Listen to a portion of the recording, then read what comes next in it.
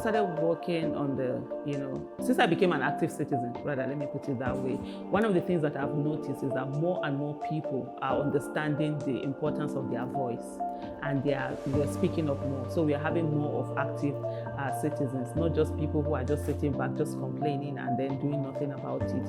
And so for me, that is a very key part.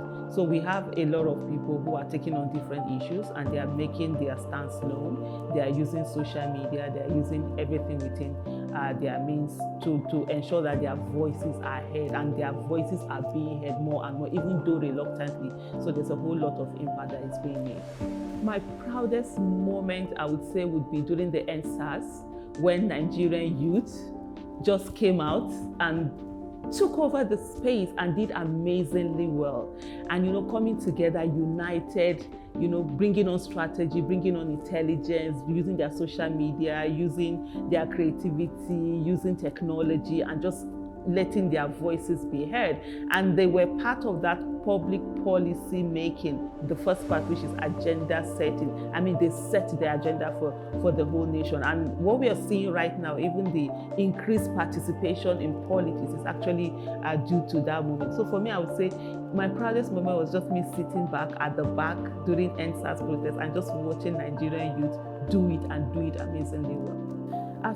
So the first thing, as a young person, you're thinking maybe your voice is not important. Your voice is absolutely very, very important. It's very key. You occupy an office called the Office of the Citizen, and don't ever allow anybody to tell you that you don't have power, because the Office of the Citizen is actually the highest office in the land. And so as a citizen, you are the one who determines how the nation goes. And the more you occupy that Office of the Citizen, the more you put your voice out there, the more the nation will be shaped. What are the different ways that you can add value? So first of all, there are those who have the voice, they can speak. Those are the ones that are usually tagged the activists. They are the ones you see them on the streets, they are the frontliners, they are organizers, they can bring people together. But then beyond that also, there are other aspects that people can fit in. There are people who are good with policy documents, they write. So your writing also is part of, putting your voice out there. There are people who are creative, some people are using technology, some people are at the back, just ensuring that things are being done properly. But one thing that I would say for everybody, before you start anything, ask yourself, is this something you want to do, or is this something you think you should do?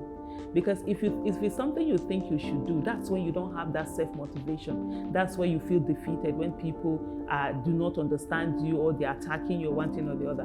But if it's something that you want to do, you don't care about people's validation. You're not interested whether people are praising you. This is something you're doing, and you're adding your own quota. And I would like to also add that consistency is very important.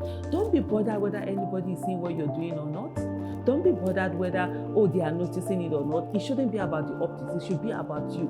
And as long as you keep doing what you're doing it right, somehow, the universe will have a way of, putting that searchlight on you. And then one day you see something that is so normal to you that you've been doing several times, then that's what the world sees, and then they beam it, and other people will call it overnight success. But you've been doing it for a very long time. So the first thing that I would say, the advice I would give is that hold yourself accountable first. You must hold yourself to higher standards. So no matter what it is, no matter how painful it is, especially in Nigeria, where doing the right thing is actually, you're mocked for doing the right thing in Nigeria. Hold yourself accountable, because lead by example. If you don't hold yourself accountable in even the smallest of things, you will not have the moral justification to be able to hold other people accountable. So that's the first advice I will give. The next one is to be consistent. Don't come and say, I'm going to hold this person accountable because I don't like the person, or maybe if I like this person and they do something and I'm not going to hold them accountable. Be consistent about it. Be objective. It's not about whatever relationship you have with that person. It's just about this. It's about accountability, and whoever it is must be held accountable, because first of all, remember, you're starting with yourself.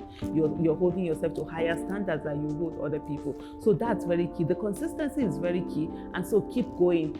Don't be deterred by what people say. Don't seek validation. Don't expect that people are going to praise you. Nobody is going to praise you. And so at every moment, sit down from time to time and ask yourself, am I doing the right thing? Am I still on the right path?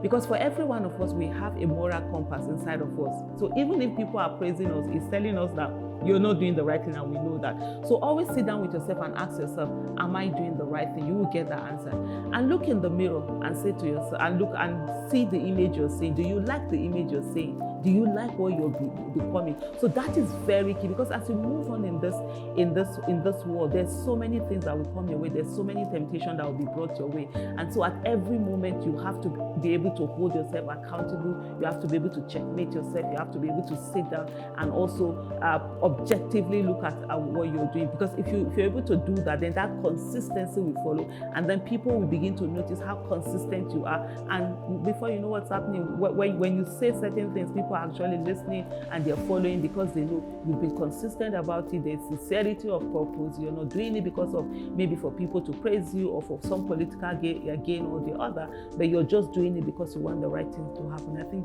that's very key. Find yourself.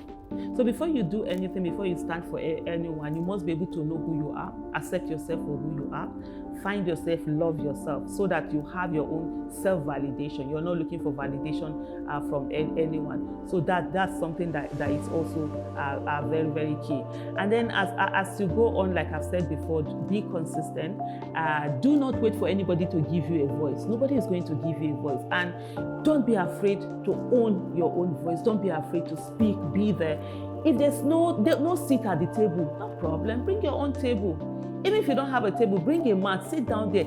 Ensure that you're consistent and you're using your voice and you're speaking out. Sooner or later, they'll be forced to listen. And so don't allow anybody to invalidate your voice and tell you that, oh, you're not important. Just keep on, keep talking, keep making, some will call it noise. Keep making that noise until they hear, they listen, and they do the right thing. Because at the end of the day, if things don't work out well, we are all going to be affected. So it's better you do what you have to do now so that you can do what you want to do later. Later, when you're much older, you don't have to be on the street like some of us who at our younger age, we didn't do the right thing. So at our older age now, we're out there being on the street. And then you have an amazing country that will work not just for you, but for everybody and the generation yet unborn.